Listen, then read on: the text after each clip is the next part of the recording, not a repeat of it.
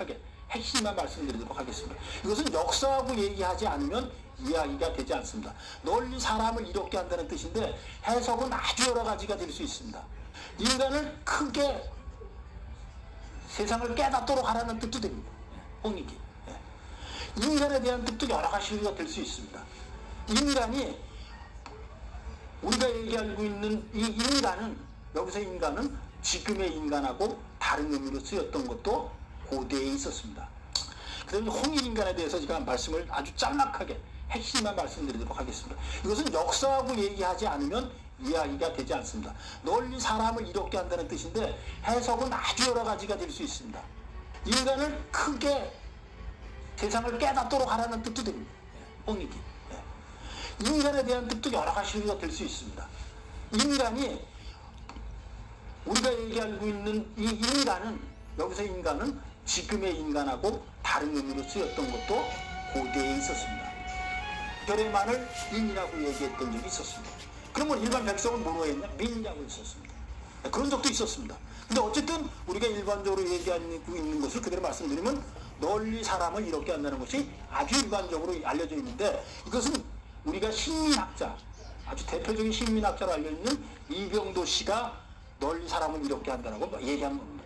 정확하게는 더 깊은 뜻으로는 크게 사람을 깨닫게 만들어주는 것이 홍익인간이라고 얘기하는 학설도 아주 강하게 있습니다. 그러면 여러분들 이거 보시면 왜 홍익인간이 여기서 탄생을 했을까? 홍익인간이 괜히 나온 게 아닙니다.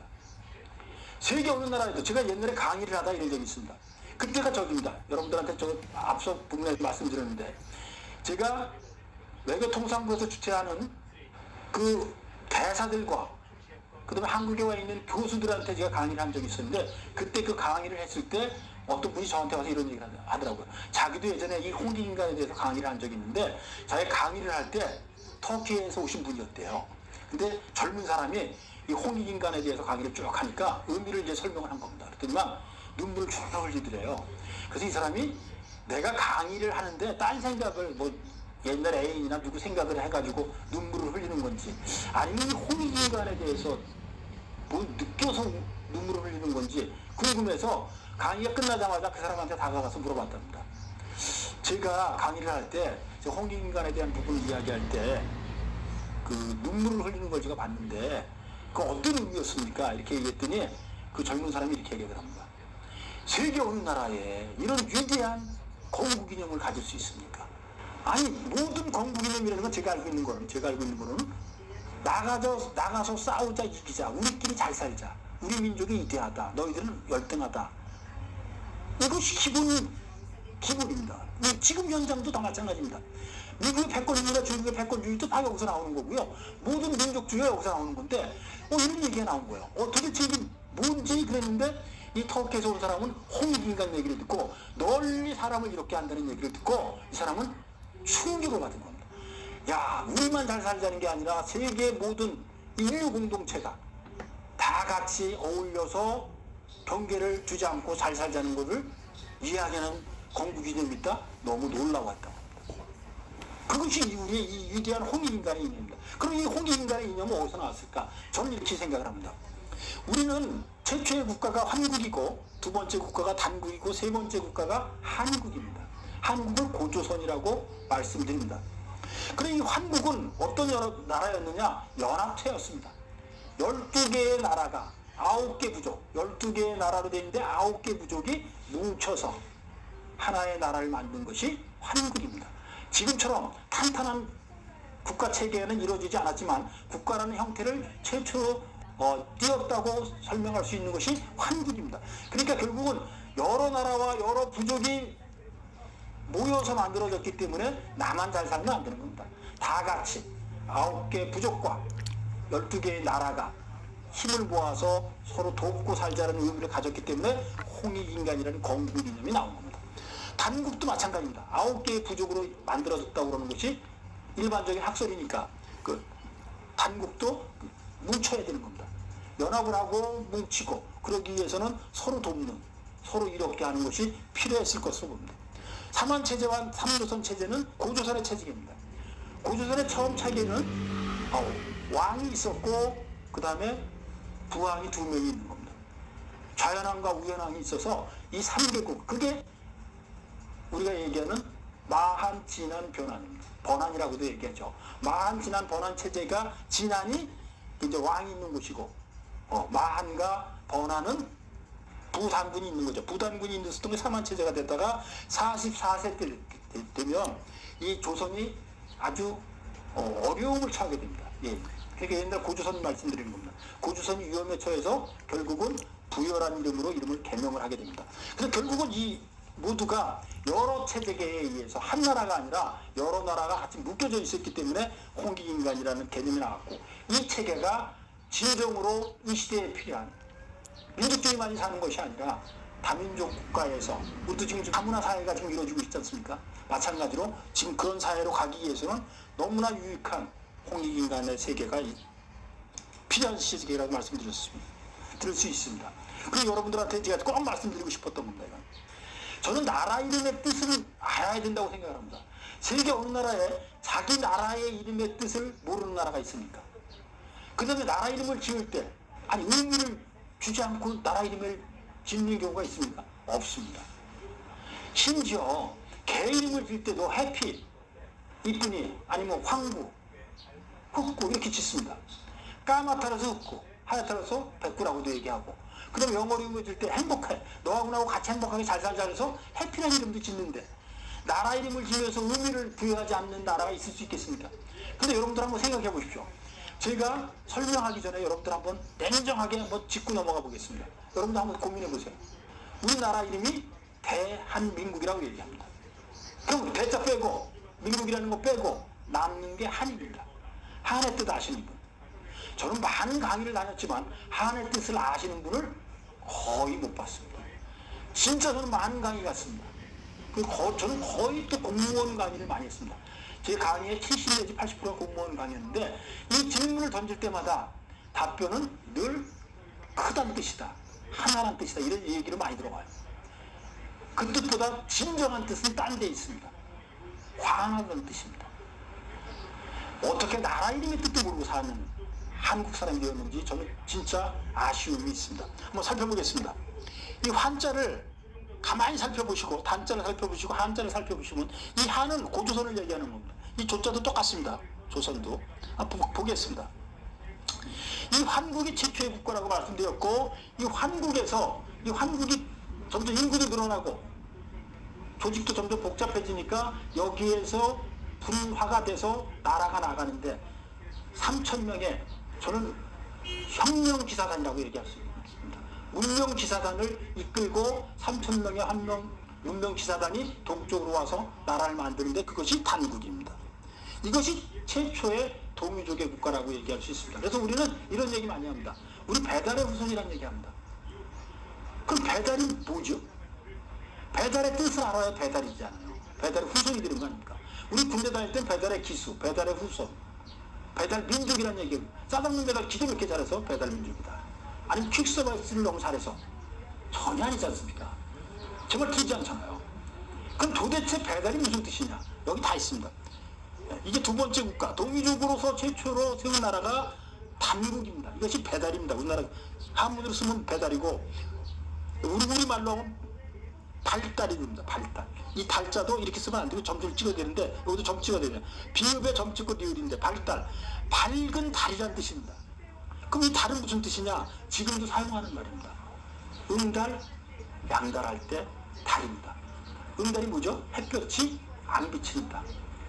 양달, 햇볕이 비칩니다. 그죠? 땅이라는 뜻입니다. 배달은 밝은 땅이에요. 왜 밝았죠? 태양이 제일 먼저 뜨기 때문에. 동쪽에서. 그래서 태양적으로 순상하는 것도 바로 여기서 나오게 됩니다. 그 다음에 한, 이것도 밝다는 뜻입니다. 이 환은 환하다를 한문으로 쓴 게 환입니다. 환. 단도 똑같습니다. 제가 한번 설명해 보겠습니다. 이 환자를, 왜 이게 하늘입니다. 일자가. 요 일자가 있습니다. 밑에. 요것은 땅입니다. 하늘과 땅 사이에 뭐가 들어있죠? 해가 들어있습니다. 태양이 들어있습니다.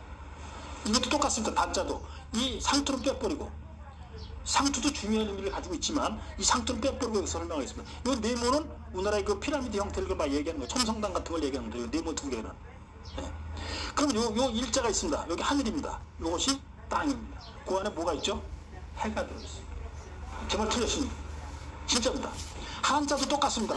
여기 십자가 들어있고 십자가 들어있습니다. 이게 하늘과 땅일 수도 있고 세상 모든 걸 얘기할 때 10이라고 합니다. 한문에서 10은 10, 100, 1000, 만 이것은 모두 세상 모든 걸 얘기합니다. 오를 얘기합니다. 오, 영어로 오를.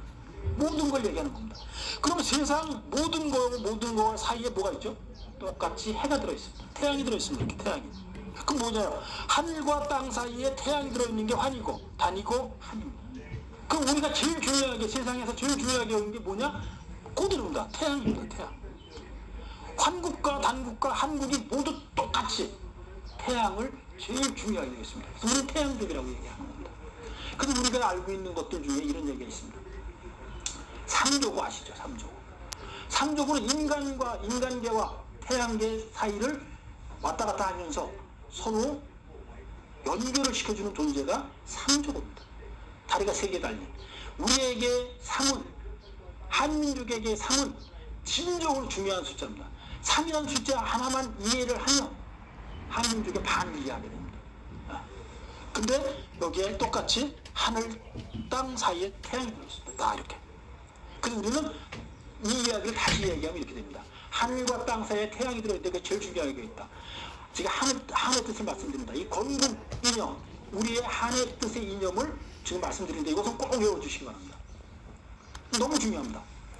하는 태양의 밝은 기운을 몸과 마음으로 받아들여서 내 몸과 마음이 환해지는 것이 한입니다.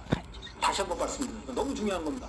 이것만이라도 여러분들은 제 강의 이번 시간에 들은 것 중에서 이거 하나만 기억을 해도 여러분들은 큰 걸 기억했다고, 중요한 거 하나를 여러분들은 이해하셨다고 저는 말씀드릴 수 있을 정도로 이건 진짜 중요하다고 생각을 합니다. 다른 것도 중요하지만 나라 이름을 뜨는 만큼은 알아야 된다는 것이 제 생각입니다. 태양의 밝은 기운을 몸과 마음으로 받아들여서 내 몸과 마음이 환해지는 겁니다. 광명민족입니다. 그래서 우리 태양민족입니다. 이 한의 뜻은 너무나 위대한 뜻을 가지고 있고 나라 이름의 뜻이 곧 우리의 밝은 광명민족을 그대로 가지고 있는 것이 한입니다. 그리고 다시 한번 말씀드리지만 배달이라는 국가는 동이족이 만든 최초의 국가이기 때문에 우리가 배달의 후손이라고 얘기하는 겁니다. 그러면 환국은 제가 여러분들한테 말씀을 드렸는데 그럼 환국이 있었던 나라냐? 분명하게 나옵니다. 분명하게. 물론 환단고기에 당연하게 나오죠. 환단고기에는 한민족의 아주 근원적인 것들이 다 들어있습니다.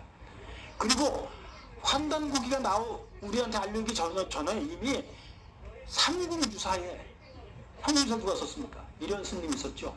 이련 스님이 쓴 앞부분에 아주 앞부분에 명시가 되어 있습니다. 석유환국이라고 나와 있습니다. 오래석자 있을루자 환국. 오래전에 있었다. 뭐가 환국이 있었다라고 나와. 이렇게 나와 있는데도 우리는 배운 적이 없습니다. 그리고 단군에 대한 설명을 쭉 이련 스님이 삼궁주사에서 밝히고 있습니다. 근데도 그거를 신화라고 얘기하는 사람들이 아직도 있습니다. 저는 환빠가 되기를 더 원하지 식빠가 되기를 원하지 않습니다. 환빠는 우리가 강대국이기를 원하는 사람들이 모여있는 거고, 식빠는 우리나라가 약소국기를 원하는 사람들이 모여있는 집단이 아닌가, 저는 어떤 때는 그런 생각을 감히 가질 때도 있습니다. 그러니까 삼조입니다. 다르게 3개 달린 거. 이 3개의 의미는 나중에 다른 시간에서 여러분들한테 말씀드릴 수 있는 기회가 있길 바랍니다. 이것이 지금 우리나라에서는 요 근래에 알려졌지만 일본 축구협회의 상징물이 바로 삼조입니다. 그대로 우리 문화가 넘어갔기 때문에 그대로 아직도 지금 가지고 있는 일본의 문화를 아직도 가지고 있습니다. 근데 이것은 삼조군은 우리나라 여러 군데서 무덤에서 발견이 된 겁니다. 요 모양 말고도 다른 모양도 또 있습니다. 이것이 우리나라의 현실적인 고대의 상징물이라고 말씀드릴 수 있습니다. 여러분들 이거 붉은 악마 이거 보셨죠?